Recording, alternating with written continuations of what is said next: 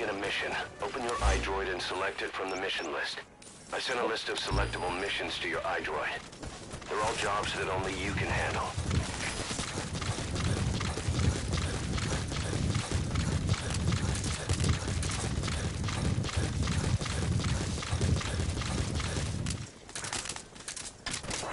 Haidara!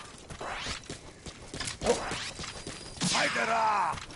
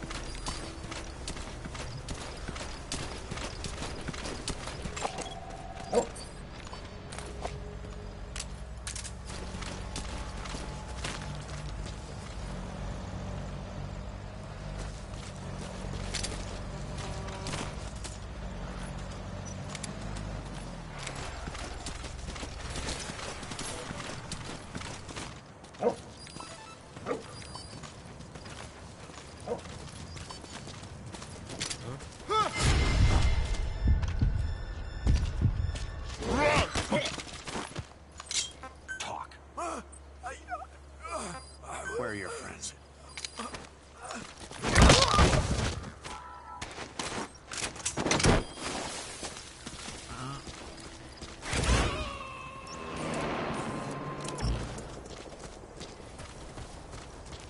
Subject on board. Leave the rest to us.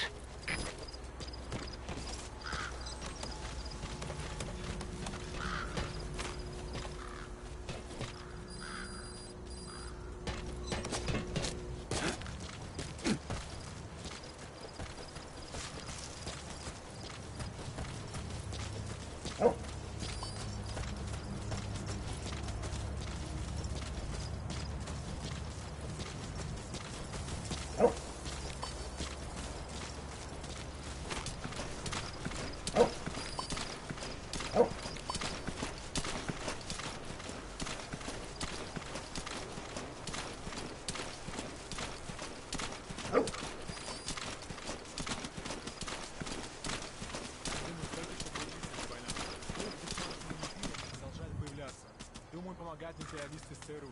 Но представь, сколько стоит хотя бы прокормить их. В последнее время говорят, что их поддерживают миллионеры из нефтяных стран. И теперь появился МАК. Деньги идут из ISI Пакистана и GIP Саудовской Аравии. Ты знаешь, что на Западе есть теория о том, что нефть получилась из остатков древних животных. Из гнивших трупов животных? Да. что скоро она все закончится. Говорят, что этим специально пугают, чтобы задрать цену. Капитализм. Всего есть своя цена. Ладно, мне пора. Увидимся.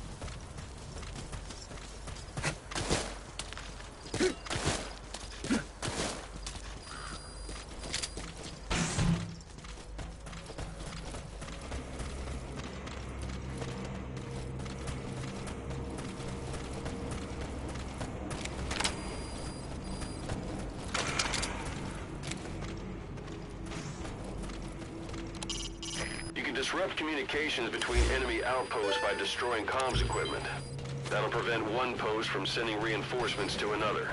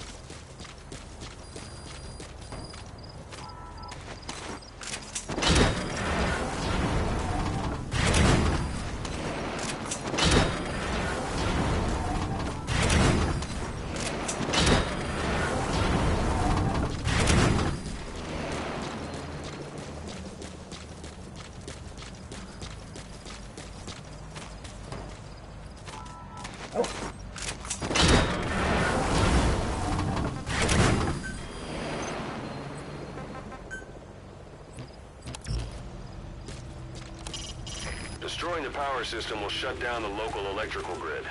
That'll give you a leg up when operating in the dark.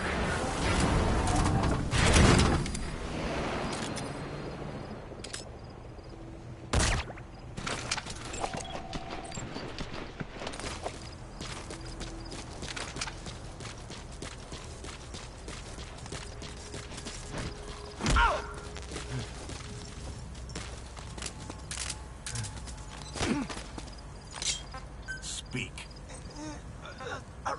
Where are your friends?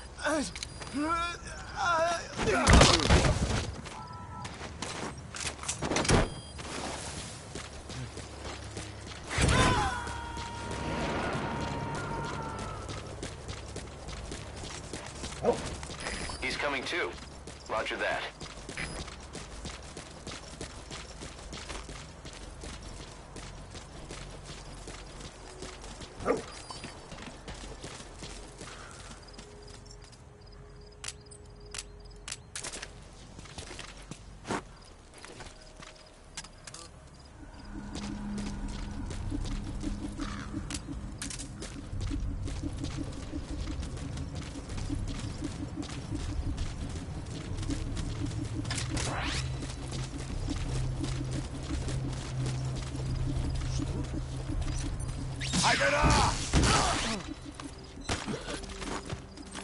Spit it out. Where are your friends?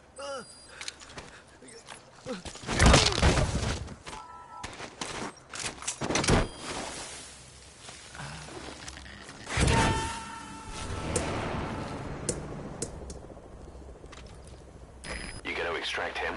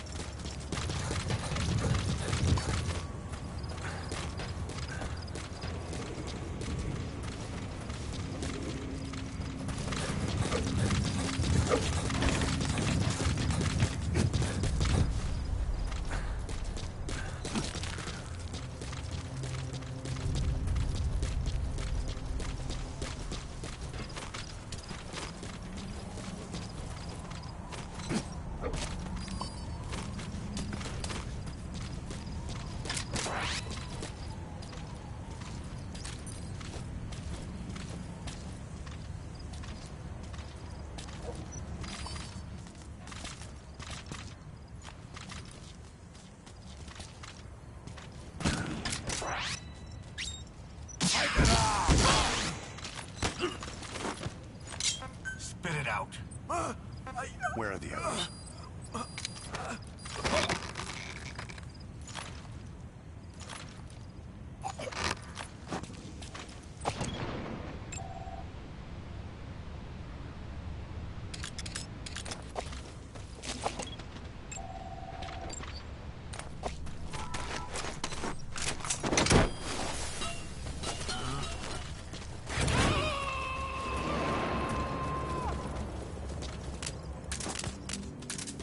He's coming too.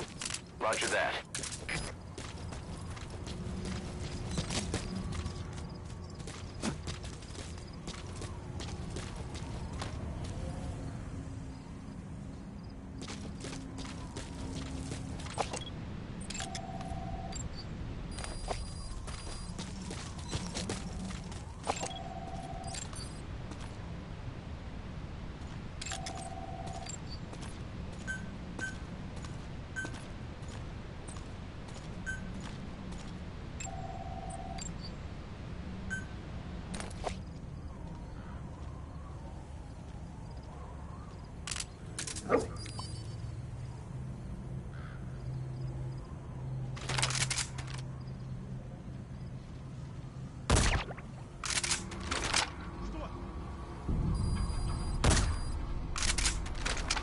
Что происходит?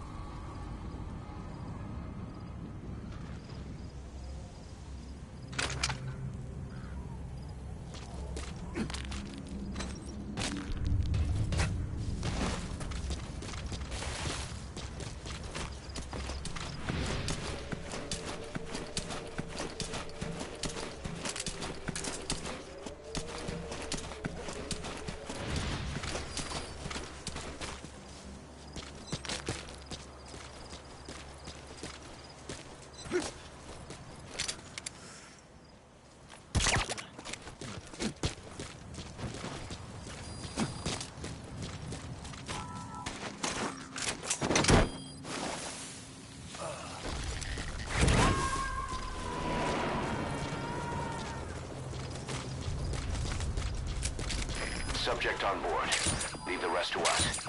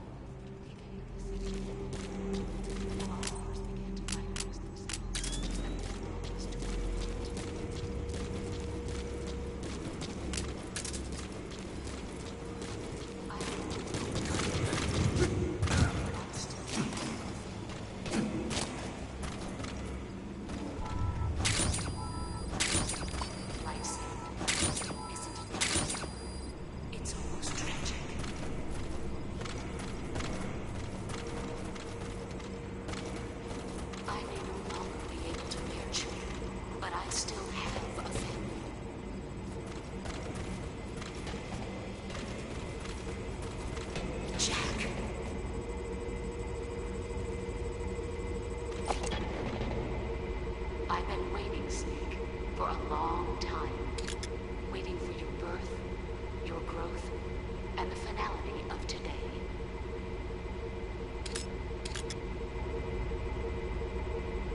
Kill me. Kill me now.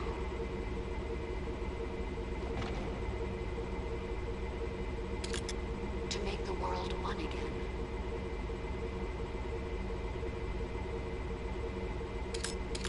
There is nothing left inside me now. Nothing at all. No hatred. Not even regret. And yet sometimes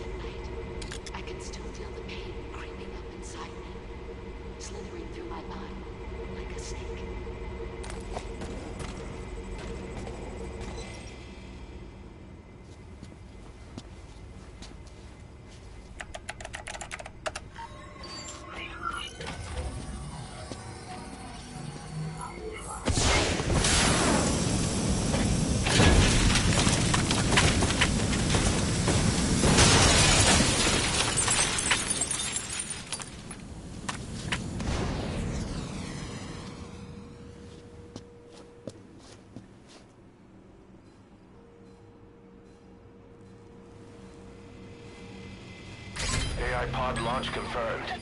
We'll pick it up. I wonder what kind of secrets are buried in it. I'll let you know if we learn something. Got a report from the intel team. Remember how the man on fire was crushed by Sahelanthropus? Well, the Soviets recovered his body. Could he really be dead? Boss, head for Yaha Ogu's supply outpost and secure the man on fire's body. If Skullface was right, in a thirst for revenge...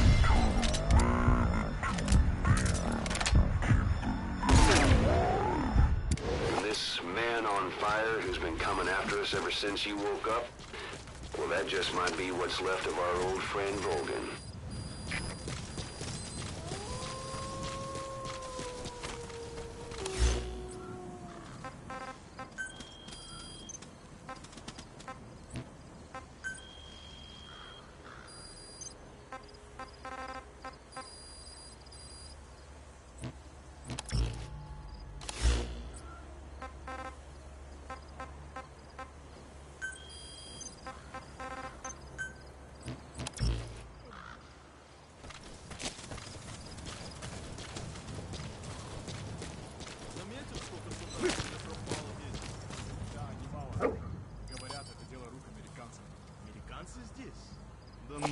Я серьезно.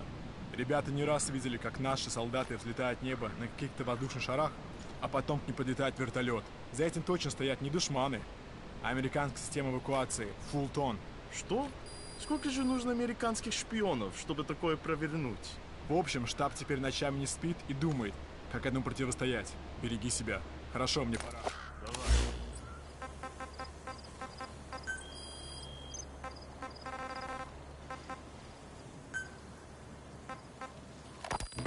This is Yellow Cake that Cypher was having the PF's transport. Before we met you, the boss recovered it from a truck crossing the savannah. Are there metallic archaea inside it? Yes, the archaea metabolize uranium-235 to subsist. They must be stored inside Yellow Cake, or they cannot survive. So those biological traces we took for impurities were actually the real cargo? Of course, they are deactivated, so they do not trigger a sudden enrichment. They are like baker's yeast. Yet, they do gradually enrich the uranium as they feed. I imagine you detected weapons-grade traces. Yeah, we did. And the malachite that was loaded on the truck had traces of uranium in it, too. So that's the flower, huh? Skullface was gonna sell do-it-yourself nuke kits. The uranium-enriching archaea complete with a user's manual. And the ores with the uranium could be sourced by the client or provided by Cypher. Even the trace amounts buried in common ores can be enriched to weapons-grade uranium by the metallic archaea. Proving that must have been the most important factor of the trials. That and the ability to successfully prevent detonation. So if the amounts of uranium in the ores are low enough, they can get past any inspection. And you only need a tiny amount of the archaea to act as the yeast. No great challenge to smuggle that either. The first step towards saturating the world with nukes. His plan. That was not my intention. My only goal in developing the metallic archaea was to save the Dine. What made you think a tool for creating undetectable nuclear weapons would save your people?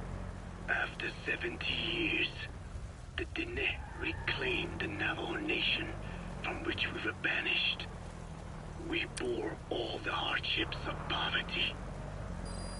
But we were proud to live off the land we called our own.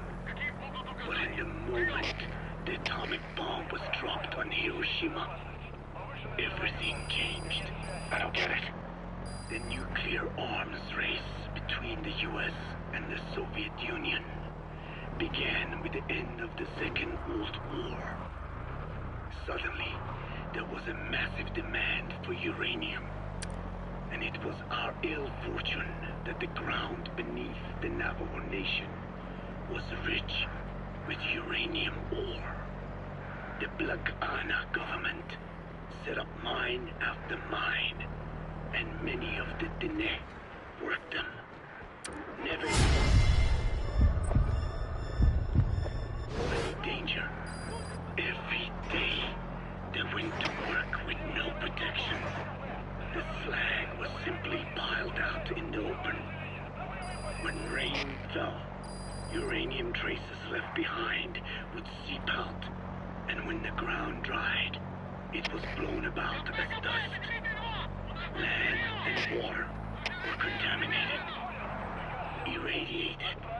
Many of us became sick and died. That pain lives on to this day. I had no idea. That pain. This is Yellowcake that Cypher was having the PFs transport. Before we met you, the boss recovered it from a truck crossing the Savannah. Are there metallic archaea inside it? Yes, the archaea metabolize uranium-235 to subsist. They must be stored inside Yellowcake, or they cannot survive. So those biological traces we took for impurities were actually the real cargo. Of course, they are deactivated, so they do not trigger a sudden enrichment. They are like baker's yeast. Yet, they do gradually enrich the uranium as they... I imagine you detected weapons-grade traces. Yeah, we did. And the malachite that was loaded on the truck had traces of uranium in it, too. So that's the flower, huh? Skullface was gonna sell do-it-yourself nuke kits. The uranium-enriching archaea complete with the user's manual. And the ores with the uranium could be sourced by the client or provided by Cypher.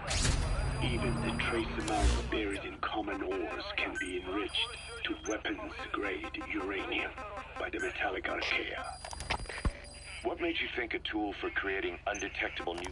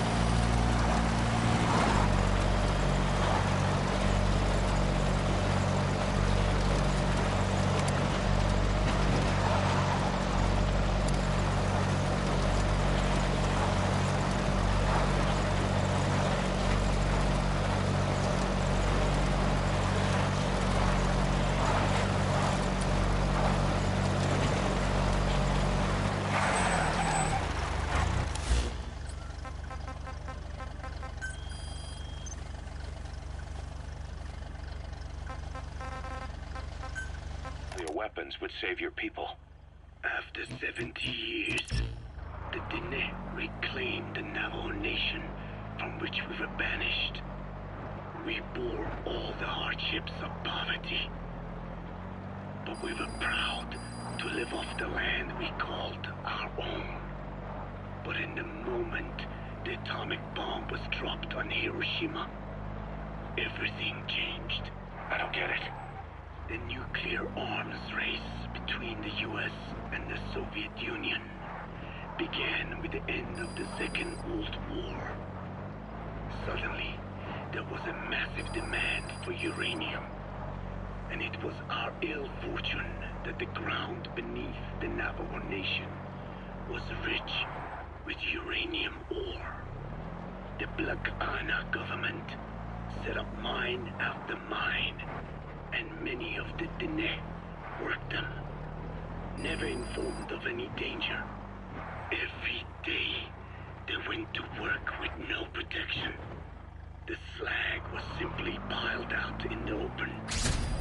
When rain fell, uranium traces left behind would seep out, and when the ground dried, it was blown about as dust.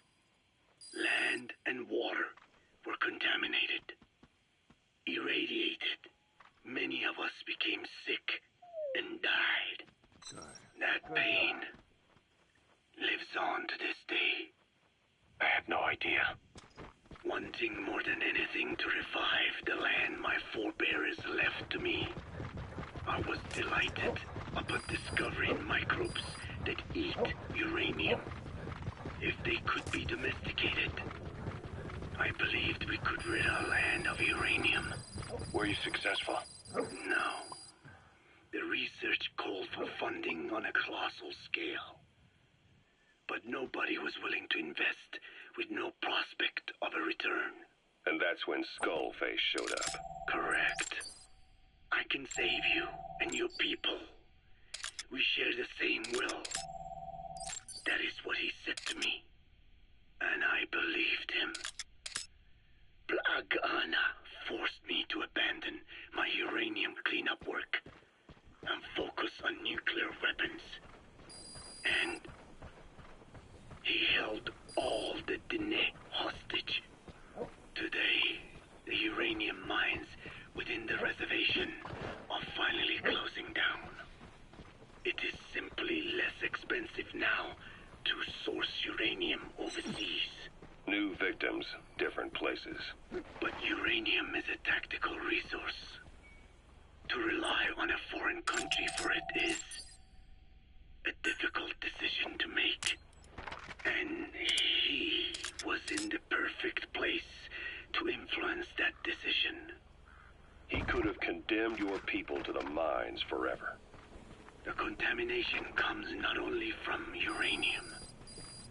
The fallout from the Nevada nuclear tests also settled on our lands. As if our fortune were not already bad enough. We are also downwinders. To save the Dene, I must complete my original research.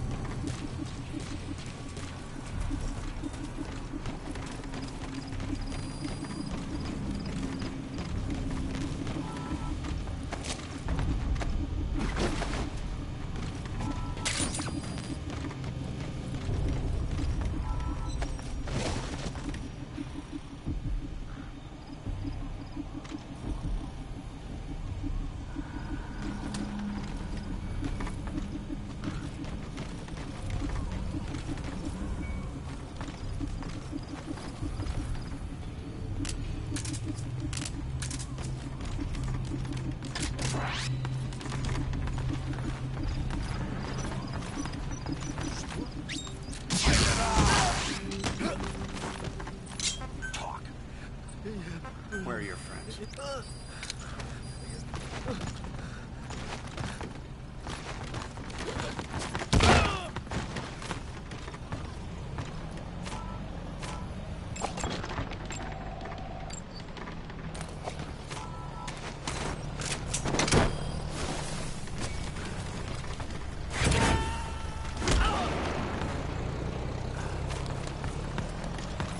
gotta extract him.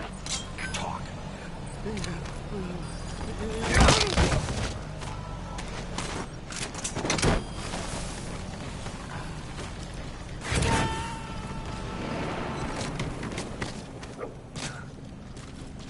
He's coming too. Roger that.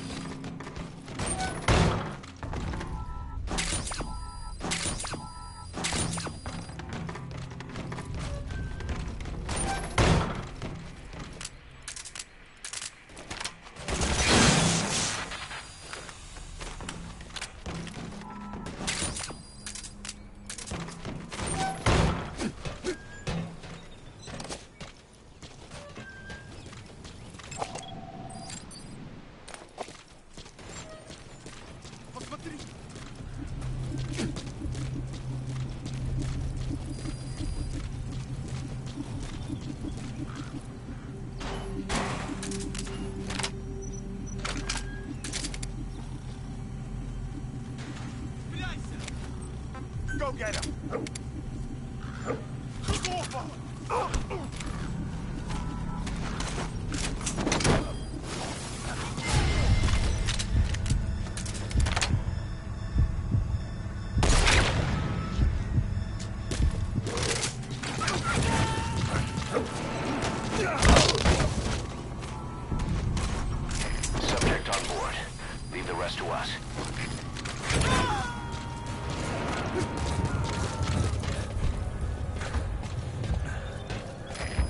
too.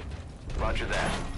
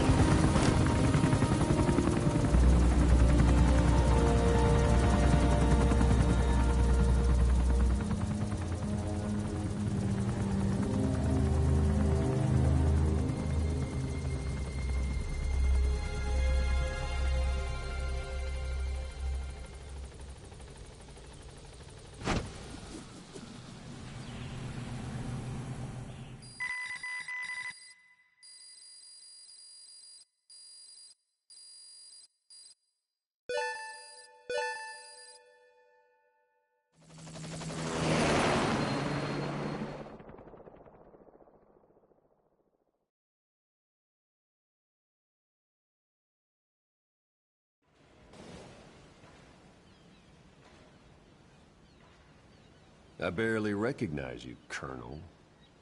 Skullface used your thirst for revenge against Big Boss, did he?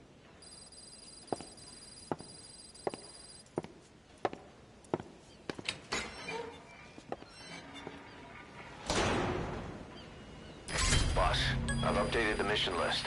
We've received some new job offers. The details are on your iDroid.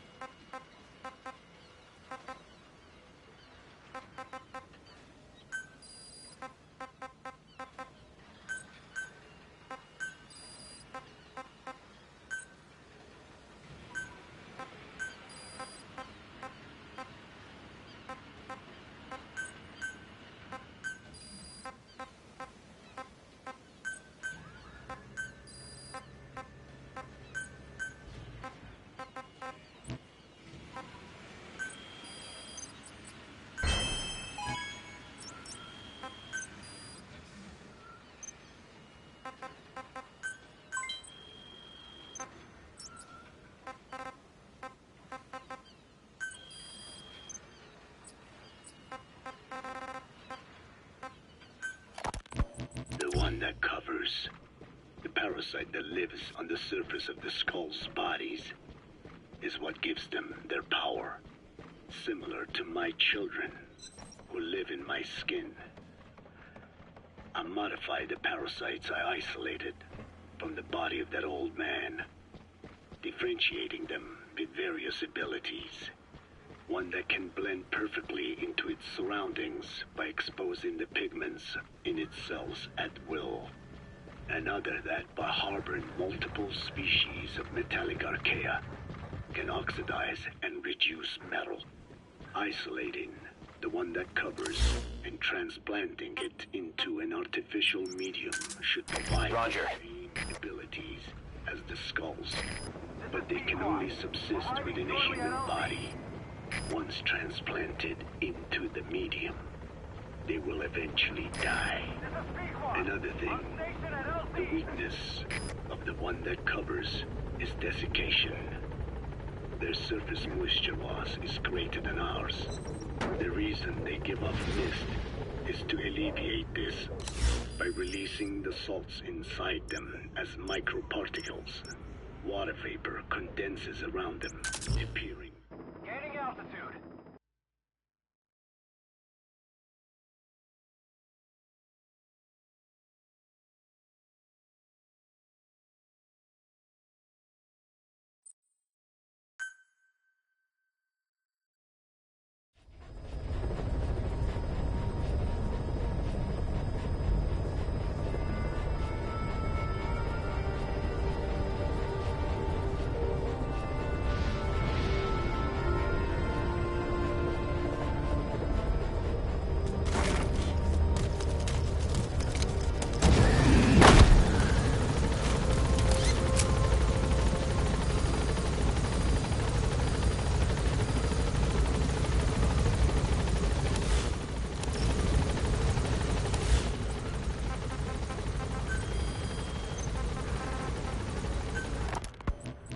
That covers.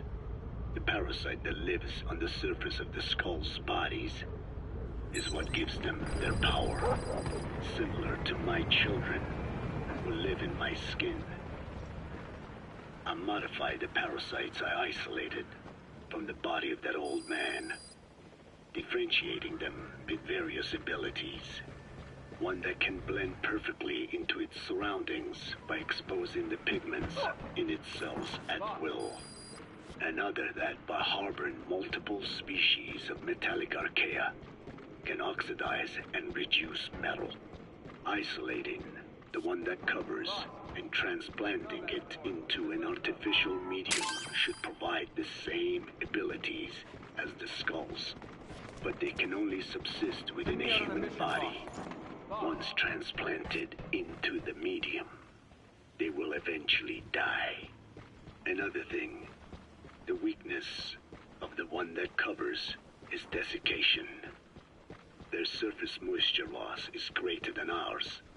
The reason they give off mist is to alleviate this by releasing the salts inside them as microparticles. Water vapor condenses around them, appearing as mist. But this dries out the atmosphere until they cannot even produce mist. And once their supply of water from the host runs out, the parasites are in danger. They, along with their host, enter a form of suspended animation. However, a similar effect occurs if they come into contact with a large amount of water. Rain, for instance. The one that covers will temporarily abandon other processes in his eagerness to absorb the water. Pitijolone. Make the weather your ally.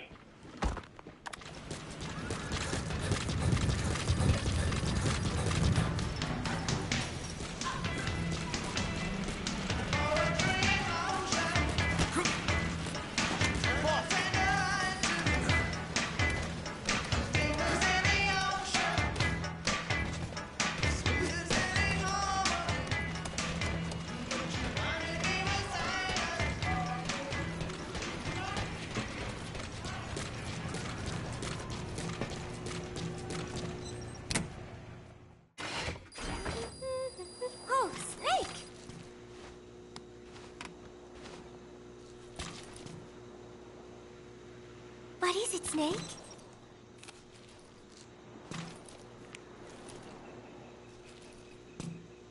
Gallo Pinto!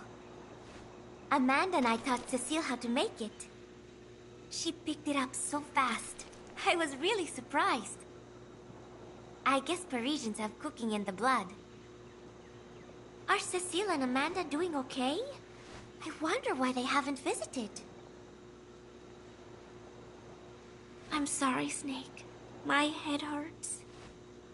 Could you let me rest?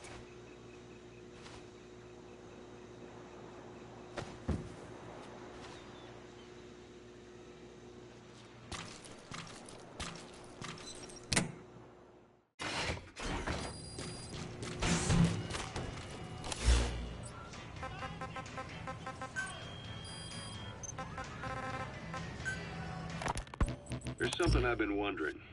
Why are you called Code Talker? During World War II, the U.S. military used the languages of different tribes, including the Navajo, as codes, right? I know the term Code Talker was used to mean people sent to the battlefield to speak in those codes. Were you one of them? Our mother tongue was indeed used for war. But I did not go. I was already over the conscription age. However, I was made to help craft the codes that were spoken. So in a wider sense, you could call me a code talker for that. Navajo is a complex language, and virtually no one outside the U.S. speaks it. They must have thought it was the perfect language to use as a code. Yeah, in the end, the Japanese never cracked it. The cipher is king in information warfare. Of course, they didn't simply speak in Navajo. They created substitutions for words according to a code book, and then translated those into our language. Young Diné was sent to the front lines of the Pacific Theater as code talkers. To fight is an honor for the Diné. They were the pride of our people. But I cannot say this history brings me joy. Words are alive. When they are spoken, life is breathed into them. They become a part of the listener. Our words were transformed into lifeless ciphers and used for war. This, after the Black Ana spent generations suppressing the language. Yeah, I'm sorry. I guess we shouldn't be calling you Code Talker, huh? No, I do not mind. The reason Skullface called me Code Talker was because I also am responsible for coding language into the vocal cord parasites. I am the same as those young warriors, used for a cipher's sake. I must never forget that. The name, Code Talker, is a lesson carved into my being. You said Skullface ordered you to weaponize the vocal cord parasites. But you also said he wasn't the reason. And he wasn't. I was seduced by the parasites. That is a fact. How? You mean from your curiosity as a scientist? That I cannot deny. But there is more to it. The story goes back to the 19th century, to my earliest memory. One day, a man from the government visited our Hogan, our home. I cried as he yanked me from my mother's arms and took me away to an Indian boarding school. From that day forward, I became George. This was the name my teacher gave me. I was forced to give up my Diné name, forbidden from speaking anything but English. If we dared utter a word of filthy Navajo, the teacher made us eat a bar of soap. Yeah, that was the U.S. government's education policy for Native Americans. To erase our words was like erasing our people. Their education was tantamount to ethnic cleansing. Over time, the overt persecution of our language stopped. But to this day, it continues to be eaten away by the lingua franca, that is English. Many of the Diné outside the reservations can speak nothing else. And it isn't just our language.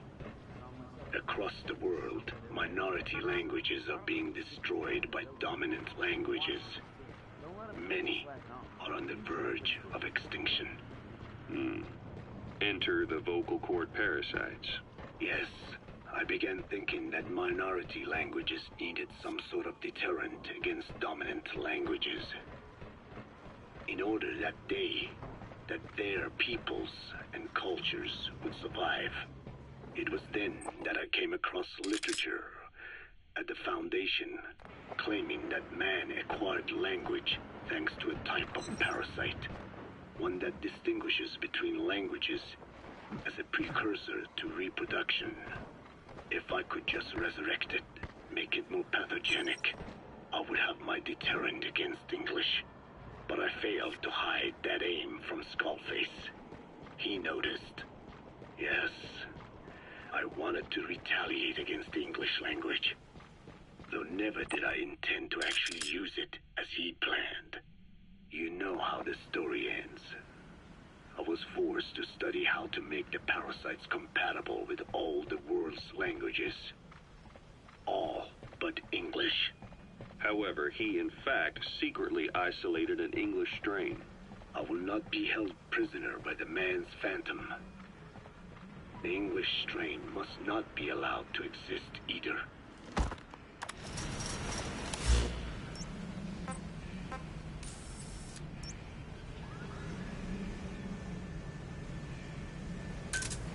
Roger. This is B-Quad. Arriving shortly at LZ.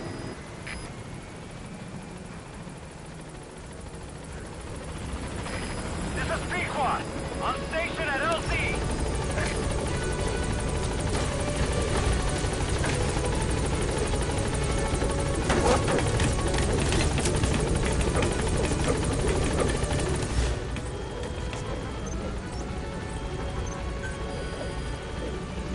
Gaining altitude.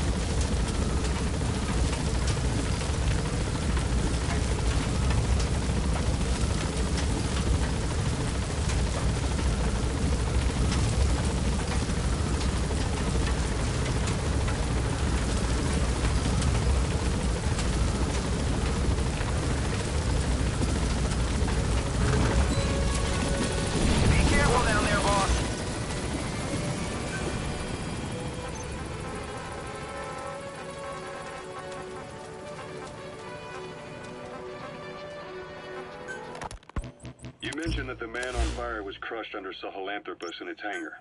Yeah. He was caught under the wheels of its transport platform. But his body wasn't found. What? We searched the area the moment we arrived, but there was no trace of him. I wasn't hallucinating. I know. I trust you on that. That means someone must have taken the body. But when I got there, everything was still as it was. Even Skullface hadn't been touched. I can't see a reason to sneak into a place like that and drag out the biggest, heaviest guy there. What are you getting at? The only option left is... he got up and walked away. That platform ran him over. Just ran him over. You're saying that's not enough? I don't want to believe it, but maybe not. He shrugs off bullets, even rocket strikes. There's no reason to think that would finish him. It seems ridiculous, but I'll start gathering eyewitness accounts just in case. If you dig up anything concrete, I want to know. You'll be the first, if I dig anything up. But I hope to hell I don't. No kidding.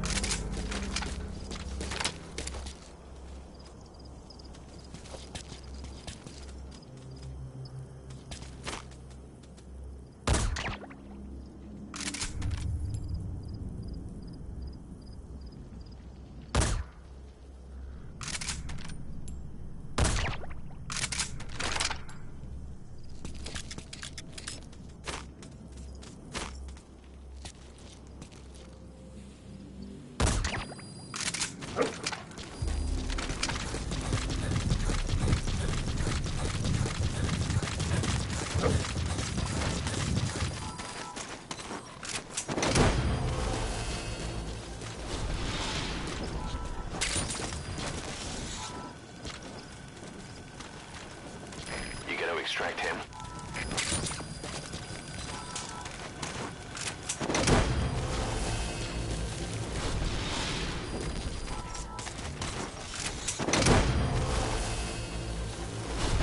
He's coming too. Roger that.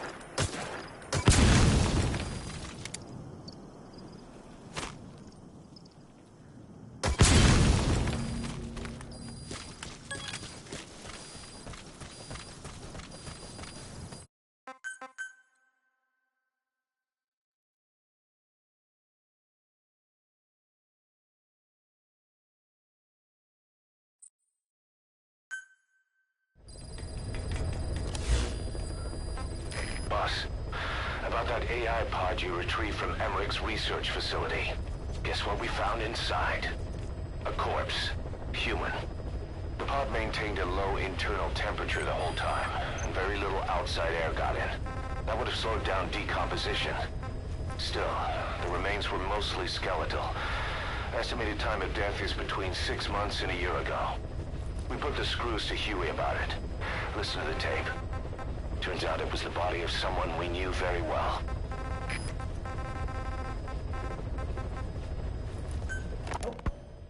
Volgin, the GRU colonel, was burned alive with the Shagohod during Operation Snake Eater 20 years ago. Despite suffering severe burns to his entire body, he still clung to life. After you left Seleniarsk, Volgin's body was taken to a research institute in the outskirts of Moscow. But modern medicine couldn't explain why he was still alive. Not that the colonel was any ordinary man to begin with. That constant electric current he had running through his body that he could unleash at will. To be honest, I was always uncomfortable around him. Thought I might get electrocuted just by standing nearby. The institute studying him was tasked with investigating and developing human paranormal abilities. The comatose Volgin was used to further the Soviet Union's research into such abilities. But not long ago, the facility burned to the ground. And Volgin's body was never found among the rubble, even though the fire started in the room where they were keeping him. This occurred at around the same time you woke up. If Skullface was right, and a thirst for revenge can turn a man into a demon and keep the dead alive, then this man on fire who's been coming after us ever since you woke up, well, that just might be what's left of our old friend Volgin. It's not over yet. Back in '64, in Seleniarsk, you brought his plans for a utopia down in flames. That grudge is what's keeping him alive. Volgin, the group was burned. The Soviet Union's research into such abilities.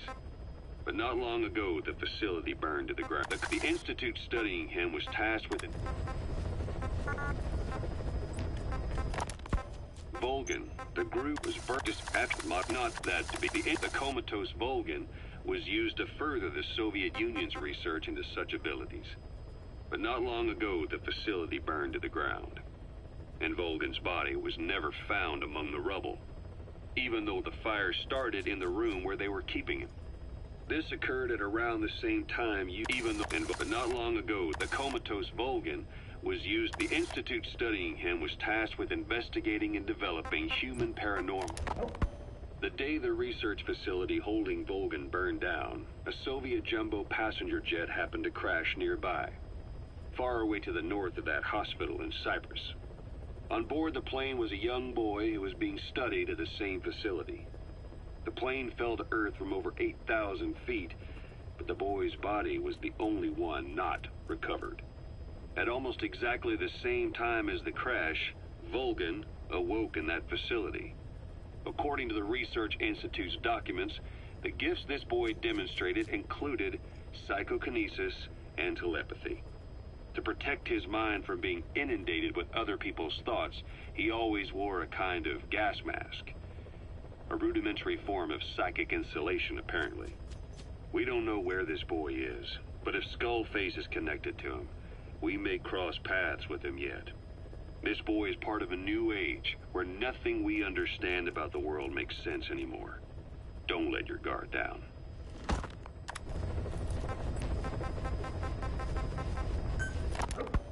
Fine. Yes, Strangelove was doing AI research in that lab. Why hide that until now? Why? Okay, so what? I wasn't working alone. You've got to understand. You do understand, right? I didn't want to drag her into this. It's my load to bear, alone. So you didn't create the AI intended to drive Sahelanthropus. It was Strangelove. Skullface was never in favor of AI control. So naturally they argued. Strangelove, she got him angry and he killed her. How? You didn't see it? So you found her inside that pod after the fact. And you just left her body to rot in there. Or perhaps you put her in there afterward. I asked him not to take her away from me. So she was killed by Skullface, but you asked nicely, and he put her body in the AI pod for you? That's right. Pathetic. You know, we have another idea. That you killed her. Me? I couldn't kill her. You killed her and locked her body in the pod. I wouldn't. Don't treat me like one of you. I can't just kill anyone whenever I feel like it. I'm a normal human being. Oh, I see. So you just shut her inside and waited for her to die? I would never do that. What, you mean she killed herself? Yes. She climbed inside that pod and shut the door. It can't be opened from the outside. It was suicide. Suicide, I said. She killed herself. She got in when I wasn't looking and suffocated. She'd often try to do things like that. By the time I realized and opened the door, she wasn't breathing. I got scared and shut the pod again. I couldn't bring myself to open it back up. That's right. Me? Kill her? What is wrong with you? I see. Just tell me one more thing. Haven't you gotten enough today? Okay, I see it's a painful memory. You don't have to answer, just listen to the question. You see, we examined her remains. She had a scar on her lower abdomen, a surgical scar. It had been stitched up and had fully healed, meaning it was long before her death. She had a child, didn't she? Your child. Where's the kid? How should I know? So there is a child. I've never seen his face. What do you take us for? They took it all. Even my child. I didn't even know he'd been born. I lost everything. How old would he be? It's 4 years since then. And you know it's a boy. Strangelove said so. And his name? We called him Hal, even though I never saw his face.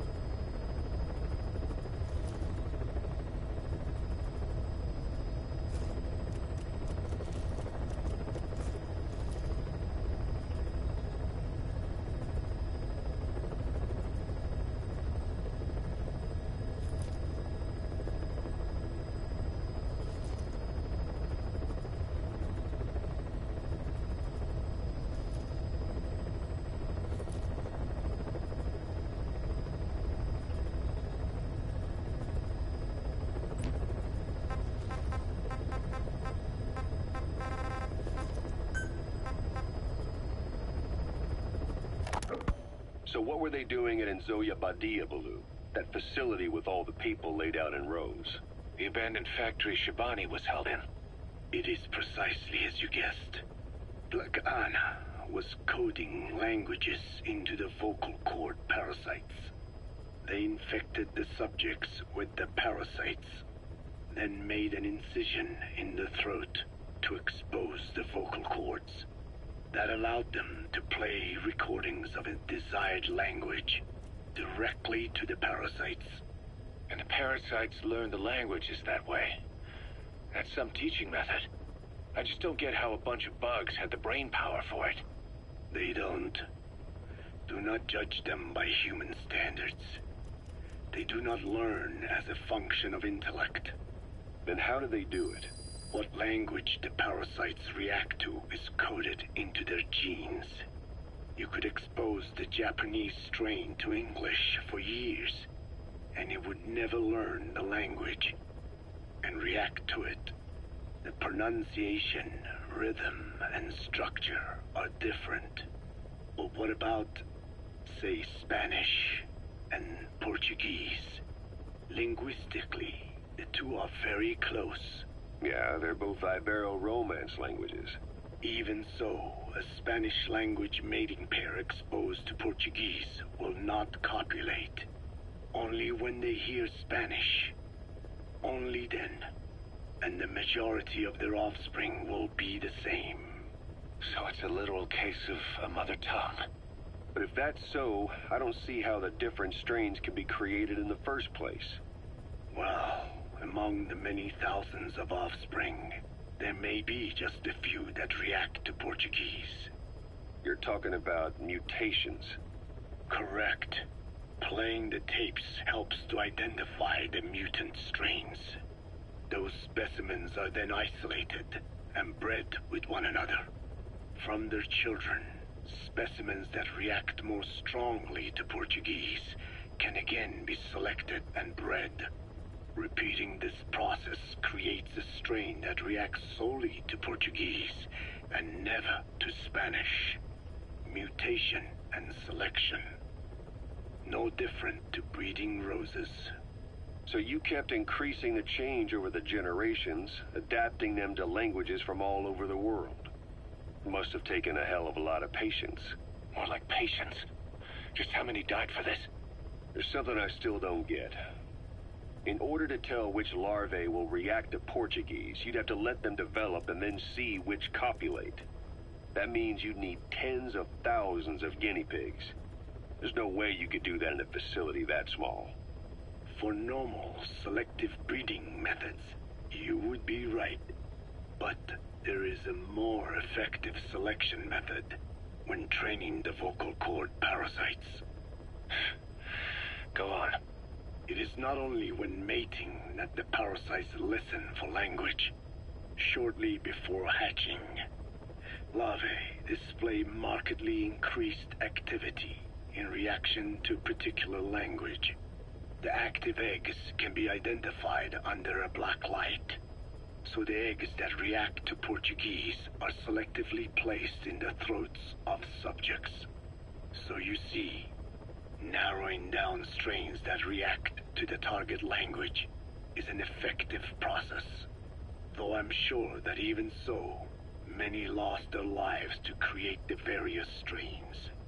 Taken against their will into that dungeon. There are two reasons for playing the tapes for the parasites. One, to isolate the eggs that respond to the target language. And two, to cause the specimens raised from the selected eggs to mate. I get how the system works. But why do they respond to language before they even hatch? It's not like they can mate from inside an egg. It is because the larvae learn the language before hatching. You mentioned that what language the parasites respond to is hard-coded into their genes, and that they don't have the brain power to actually learn a language. But then you say that the larvae at Nzoia Badia Bulu were learning the languages in the egg. Your story doesn't add up. Your country is home to a unique songbird. The Japanese bush warbler. Sure, what of it? What a beautiful call it has. But no bush warbler can sing it perfectly at the start. As chicks, they can barely chirp at all. They must learn from their parents and other adult birds. Only then can they sing properly and attract females. So naturally, there are individual differences in each bird's call. Though they start on the same footing, each bird is influenced by its teachers. And the parasites are the same? Like the birds, the parasites have a genetic predisposition towards a particular language. But while in the egg, the larvae's ears are tweaked by listening to the voice of the host. This tweaking ensures that the grown parasites will react better to the host's speech pattern. Why would they have an ability like that? Well, there are distinct regional differences within even the same language. Rare is the language that has no unique dialects. Yes, learning the host's speech pattern before hatching attunes the larvae to whatever twist of pronunciation it will encounter. This adaptive ability is what makes them so formidable. I see. So a language requires selective breeding, but the parasites can learn dialects by themselves. Of course, having the egg-stage larvae listen to the tapes in the factory was not meant to teach them. It was more important to use that trait of theirs to identify the mutated strains. As I mentioned earlier. Is that really accurate enough to use as a weapon? You could wipe out a neighboring ethnic group by accident if their pronunciation is too close. What you say is true. In that sense, they are imperfect as ethnic cleansers. But for his purposes, they are good enough. His objective was not to exterminate any one ethnic group, but to render the world's lingua franca, English, inert.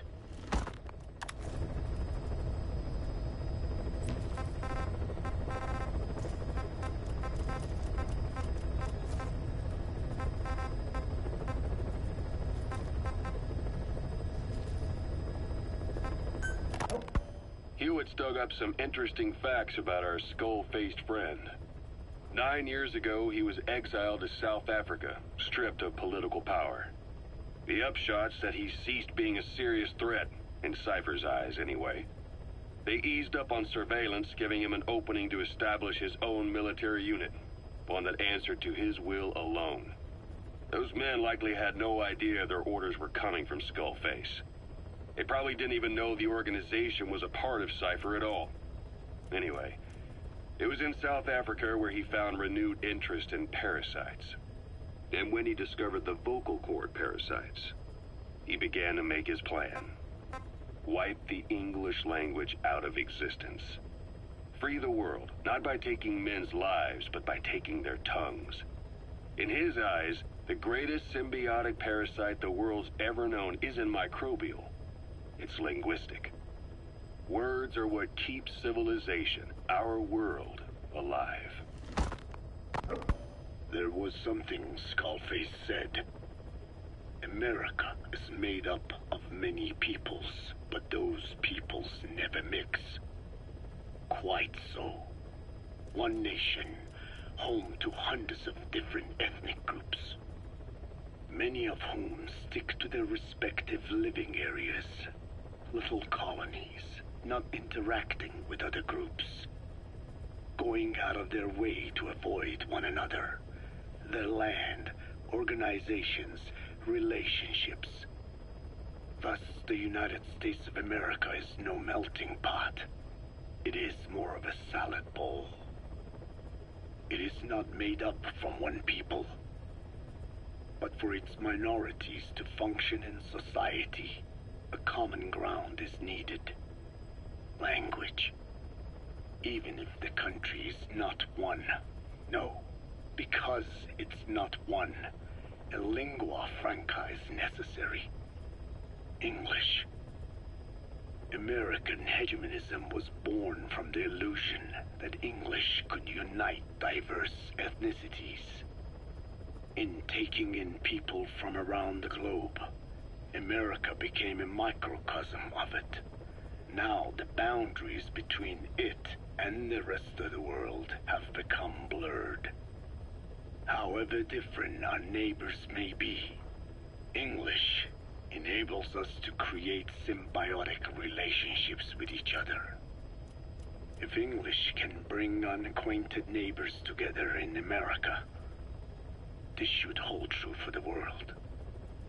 This salad bowl that is the world can also become one.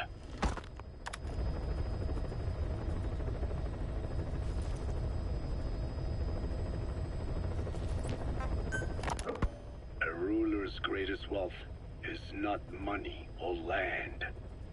It is the number of individuals under his control. Subjects who work, consume, are there to be used as pawns in war. For a capitalist ruler, his people's power becomes his power. You are the same. With your diamond dogs, you spin it with your speeches. But what you're doing is bringing as much talent as you can into your little domain. every person another feather in your cap. Yes, since ancient times, every civilization's ruler has had the same idea. When people unite under one will, they become stronger than the sum of their parts. And the one will is the ruler's will. And what do rulers use to bring people together? Language. In the Old Testament, it is written that only one language was spoken in Eden. A shared tongue that united all of humanity. Mankind eventually grew aware of its power and harnessed that strength to build a tower to the heavens. The mighty Tower of Babel. This angered God, who splintered the language of man, and the tower was never completed. Languages emerged, and the earth was divided as men went their separate ways. Every age is the same. A ruler's first order of business, after conquering new land, is to force his tongue on its people. Ancient Rome, Napoleon, and now Zero. English is wreaking havoc around the world right now. The British Empire tilled the land with war as its hoe, then began planting the seed that is English. Eventually, American capitalism became the new instrument. To play its game of wealth, you only had to abide by one rule: English. By exploiting people's desires, English has become a leash that people gladly wear around their necks, it would seem. I have spoken enough. Your men can take it from here. Will you permit me to rest? Have something to eat? I thought you don't eat. I can subsist without food. But there is more to the act of eating than nourishment. We receive nature's blessings and reaffirm our part in it. And in doing so, we express our gratitude. Sorry, it's, hearing you say you don't need to eat and that you're a part of nature in the same breath. Anyway, what can we get you? Not exactly a five-star restaurant, but the kitchen's used to serving a lot of different appetites. Hamburgers. Hamburgers? Even we Dinne have become Americanized. I eat them often back home. And you just can't let them go. Well, as far as symbols of the American Empire go, hamburgers are pretty good. The victory of capitalism. Your people suffered so much at the hands of America, and you asked for hamburgers. We have suffered more than you can know. But I do not see hamburgers as an accomplice. A single dish, providing a balanced helping of nature's blessings. Meat, grain, and vegetable. How could anyone hate such a magnificent thing? Says the guy who can survive on photosynthesis. Balance has nothing to do with it. You just like a good burger. That is also true. Be warned, though. I have very high standards. Don't worry. I do too. All right, then. One good old-fashioned all-American icon coming up. I look forward to it.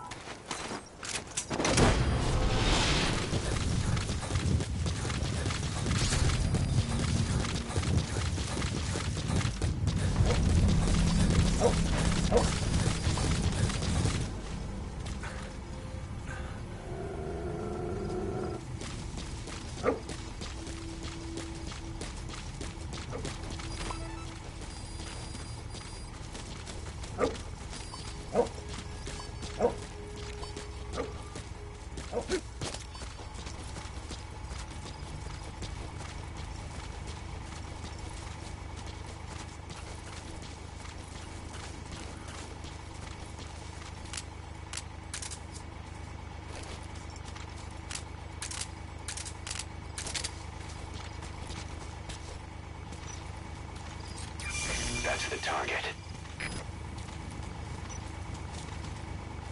Нет, не делай этого!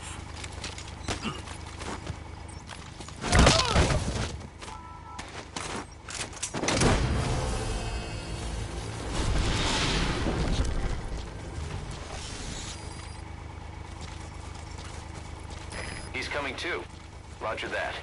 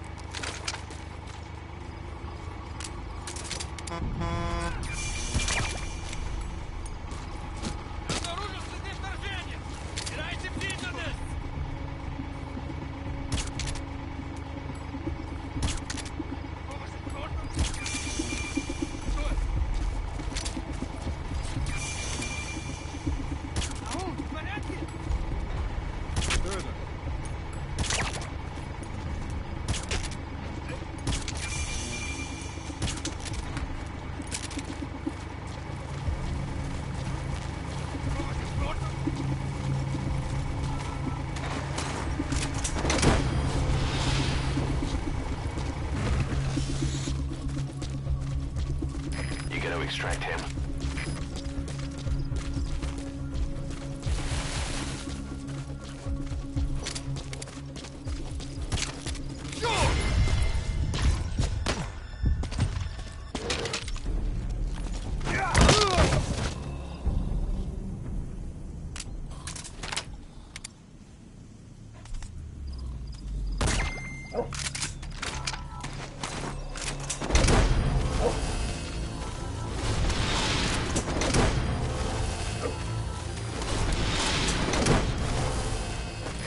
Coming too. Roger that.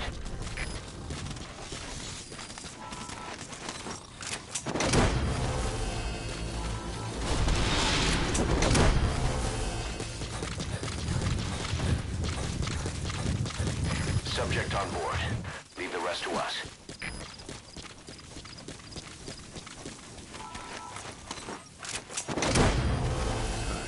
Good dog.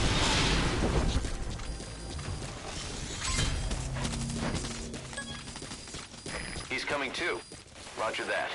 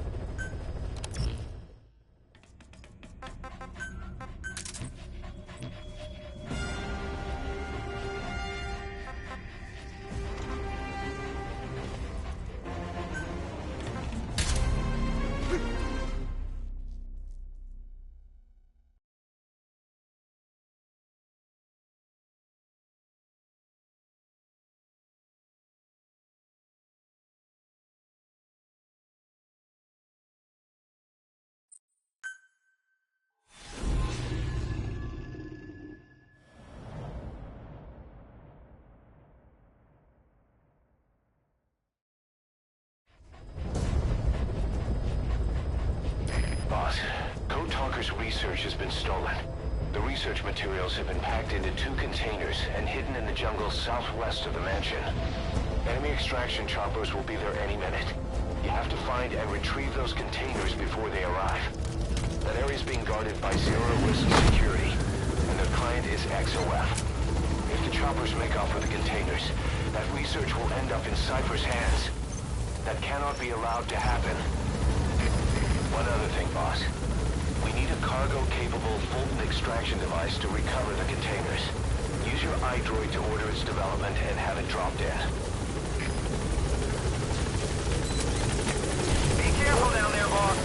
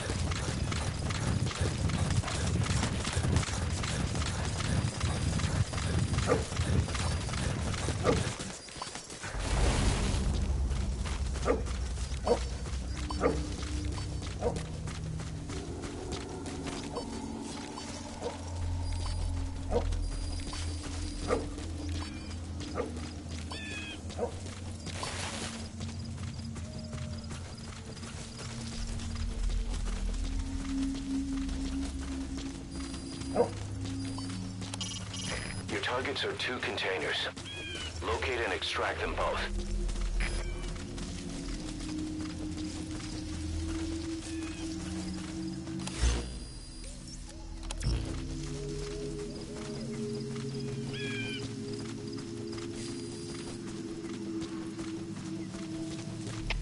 Alle eenhede, speciale waarschuwing. Verdedig jouw positie. Uit. Boss. Looks like they're stepping up security around the targets. Watch yourself.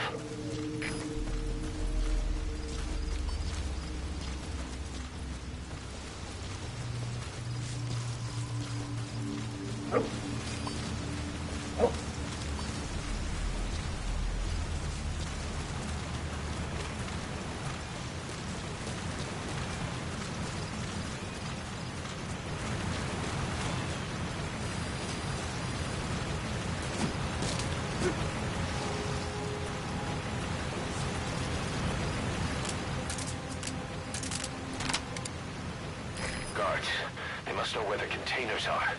If you can just squeeze it out of them.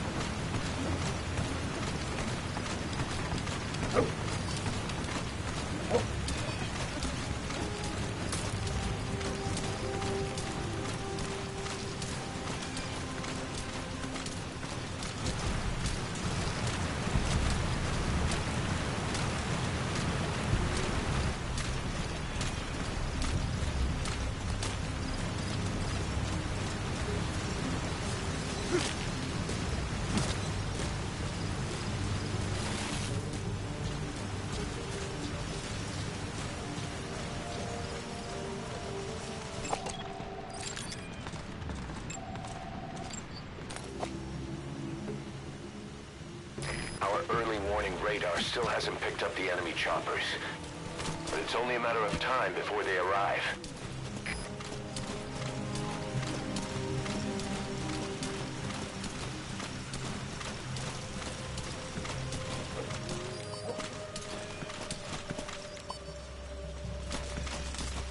Visibility in the jungle isn't great. Watch out. You could run into the enemy at any time.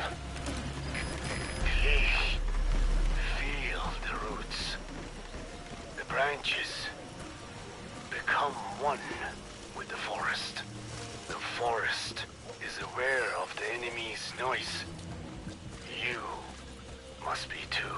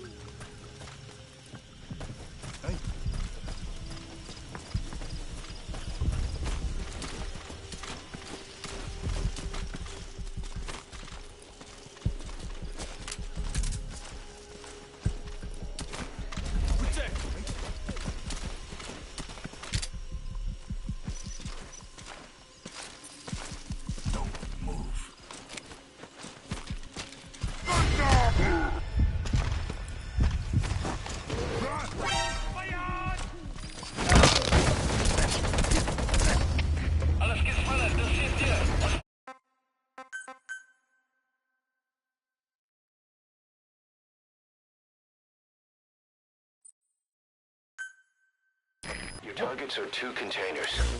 Locate and extract them both.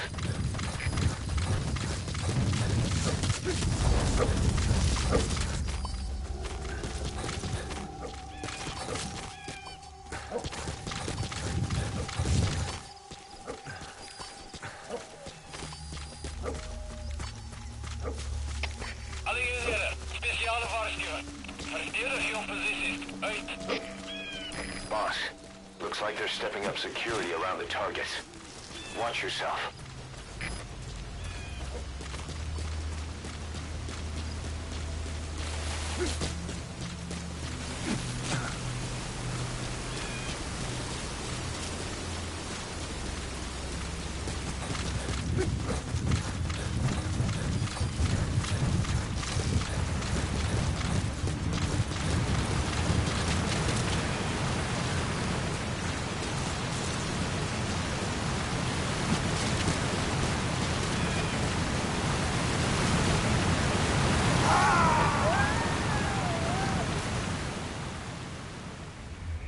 Boss, come in. Boss?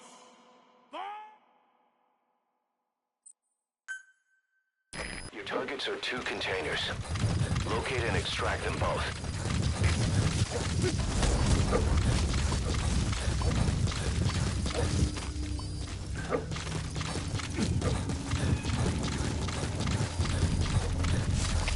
Alle eenheden, speciale waarschuwing. Verdedig je posities. Uit. Boss, looks like they're stepping up security around the targets. Watch yourself.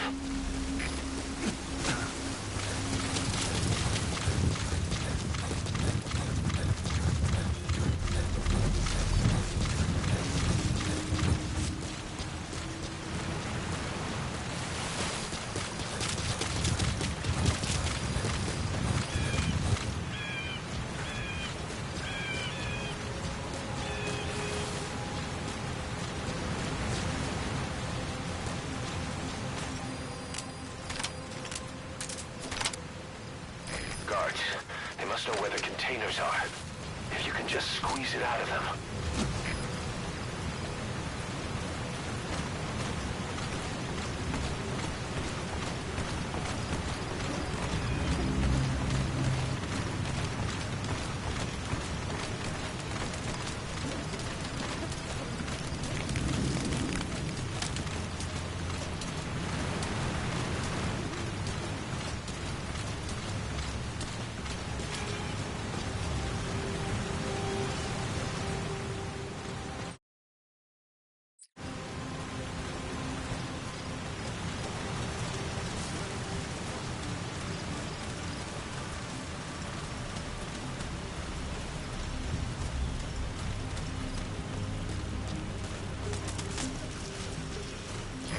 visibility in the jungle isn't great. Watch out. You could run into the enemy at any time. Feel the roots. The branches become one with the forest. The forest is aware of the enemy's noise. Our early warning radar still hasn't picked up the enemy choppers. But it's only a matter of time before they arrive.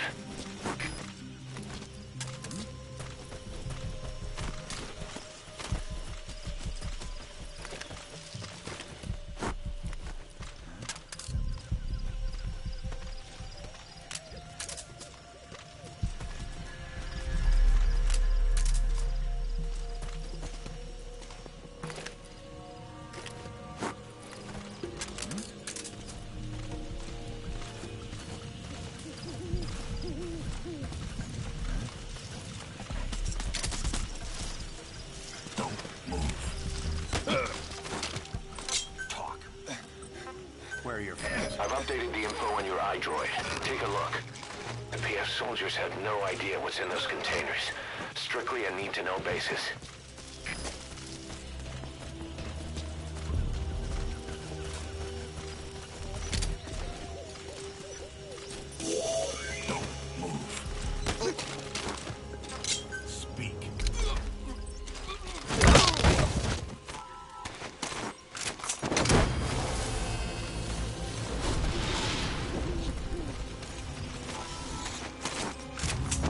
Target extraction confirmed.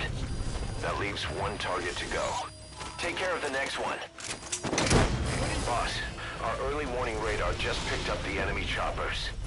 We'll keep you informed of their ETA. Hurry up and extract the target.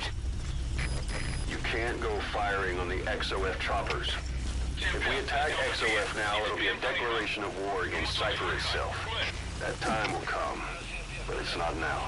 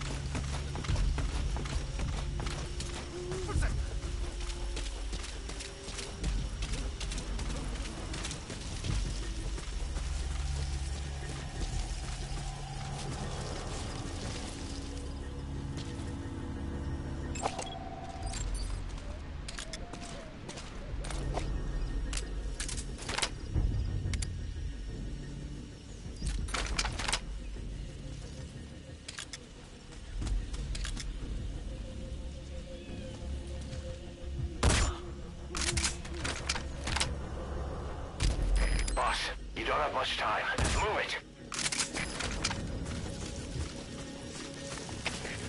Hier Pierre Suluces. Die hulpbronnen hier is gesteeld. Ons heeft waarschijnlijke indringer. Geen instructie. Over. Er is CP, begrijp. Alles kies van een bespitste omgeving. Reading indringer uit. Uit.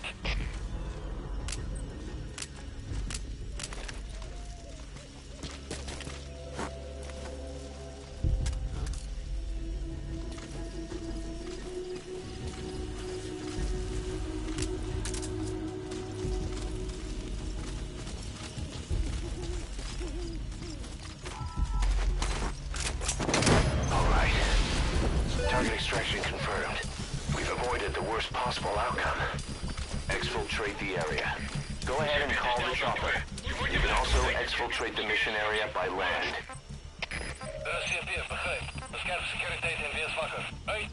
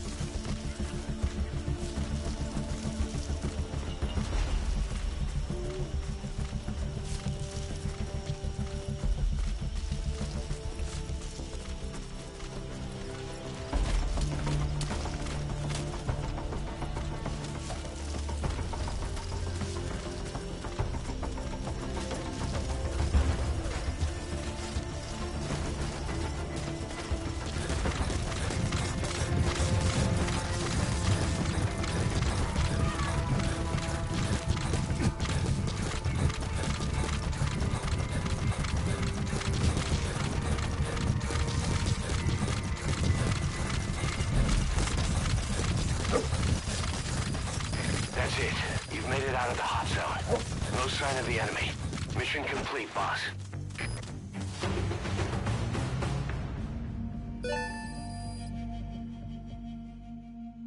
Amazing. Mission complete. That right there is why you're the best, boss. The one and only.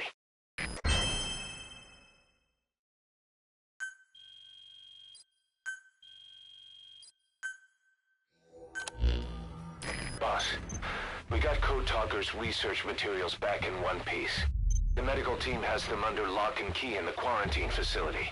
The materials should help their research into the vocal cord parasites. Cypher won't be getting their hands on them now.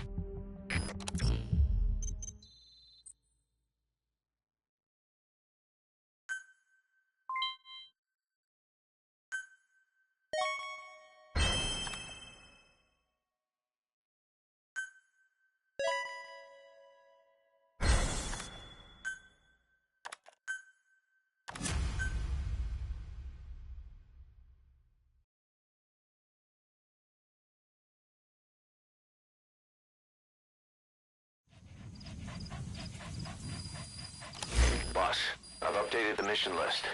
We've received some new job offers. The details are on your iDroid. Boss, some of the kids we've been keeping here have escaped. We don't know why they ran off, but it may have something to do with Ralph's death. The intel team's looking for them as we speak.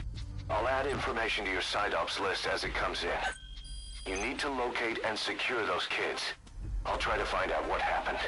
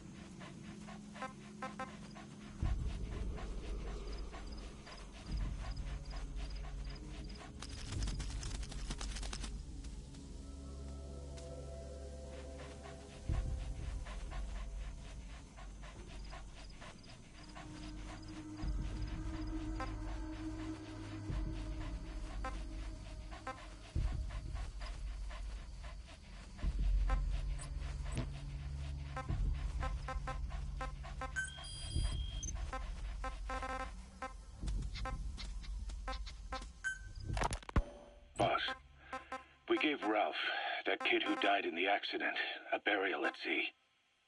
The man in charge of that facility has been severely punished. But ever since, the kids have been acting strange. It's obvious they've lost their trust in adults. I was getting reports of them ignoring the staff, or getting insolent and even violent. And a few days later, several of the kids did a disappearing act. They snuck into choppers and shipping containers and got off base. Why? Your guess is as good as mine. These kids were born in a war zone and forced to grow up as war fighters. If they're left alone, war is how they'll die. But I thought we showed them there are other reasons to live. I never liked having children on Mother Base. But the thought of them going back to the battlefield and picking up their old lifestyle is something I can't stomach. It makes me think of Chico, 9 years ago. We have to get those kids back. Hell, they know too much about our operation. I never expected even the kids to betray us.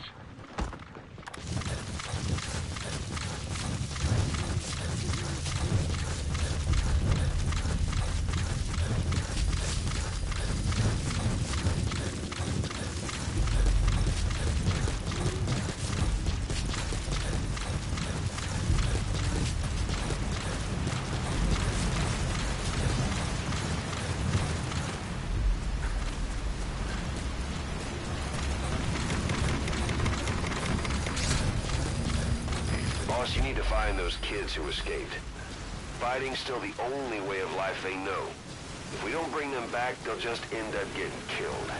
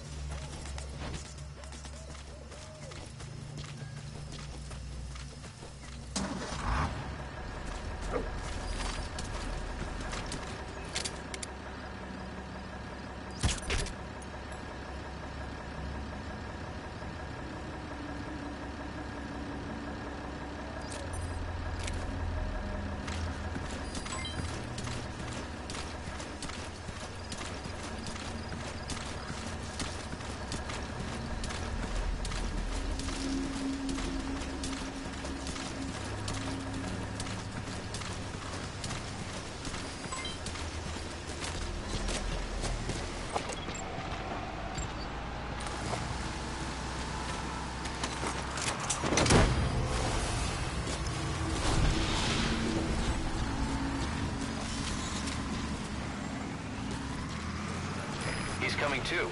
Roger that.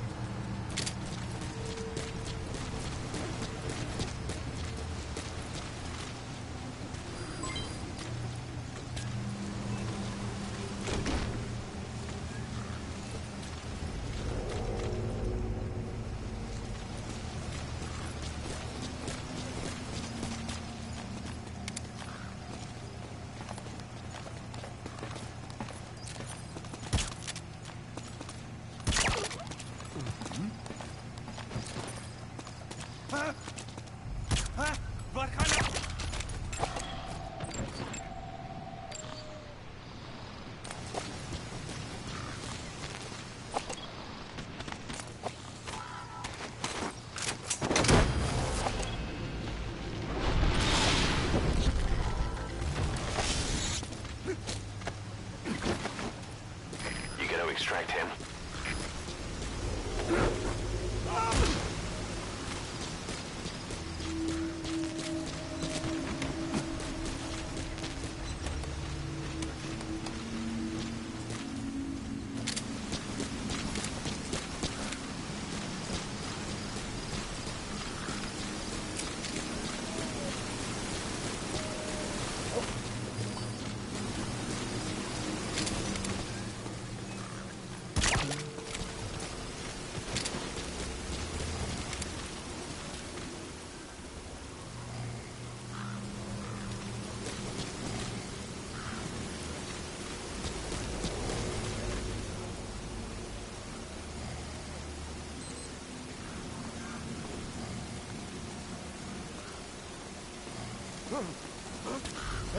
Stay okay. What? Is she okay?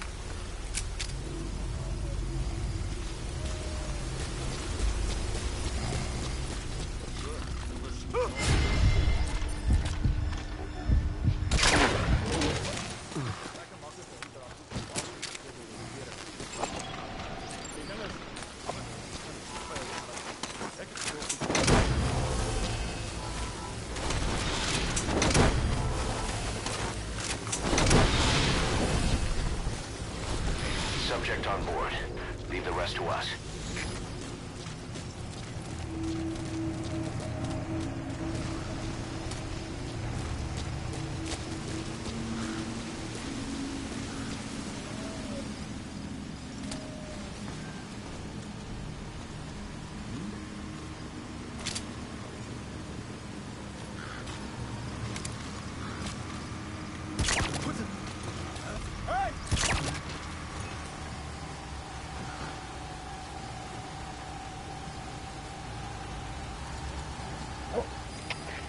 Zierkeerders Delta 4.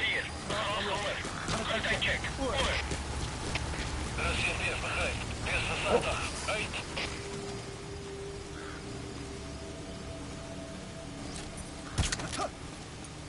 Hey!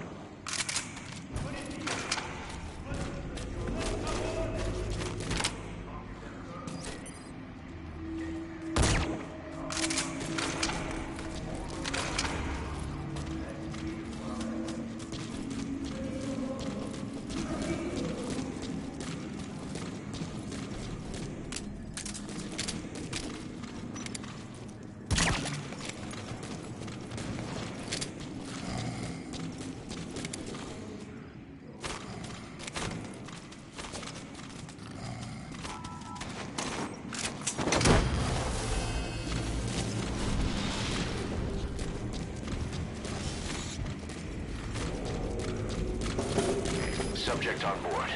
Leave the rest to us.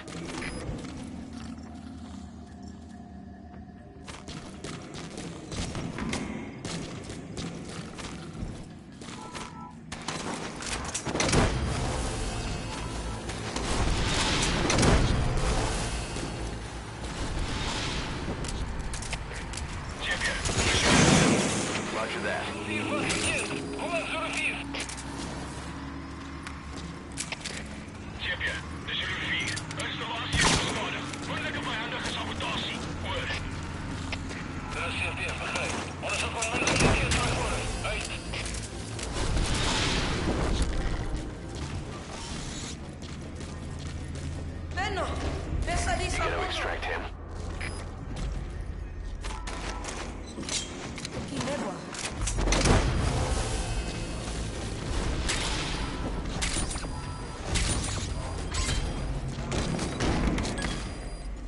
Okay, subject is in.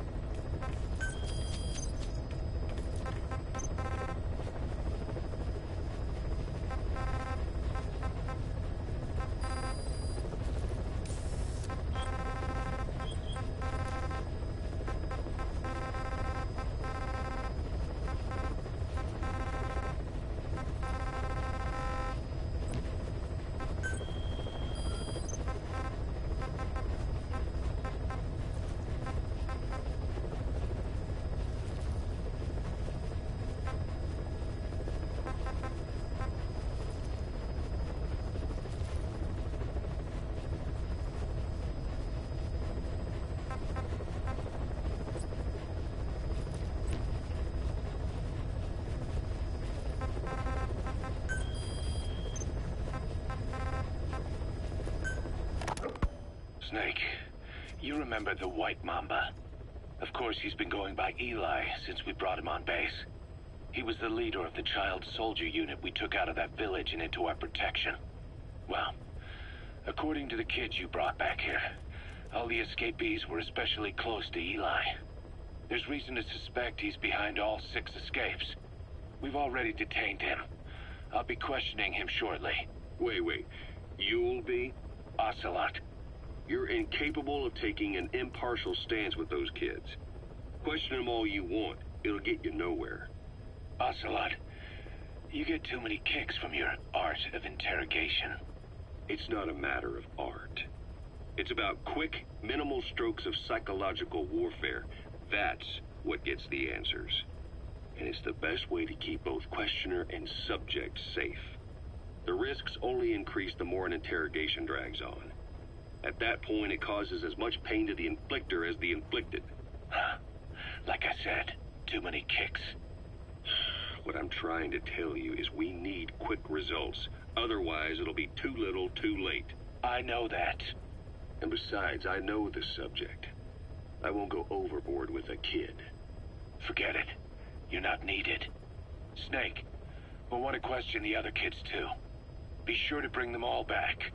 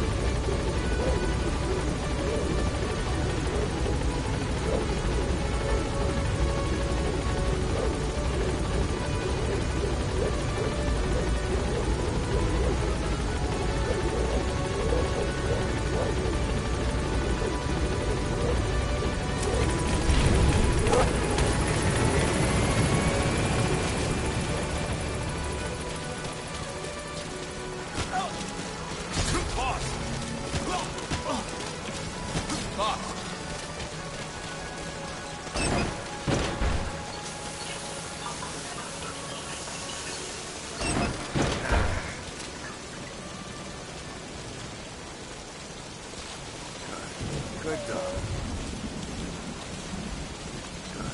Good dog.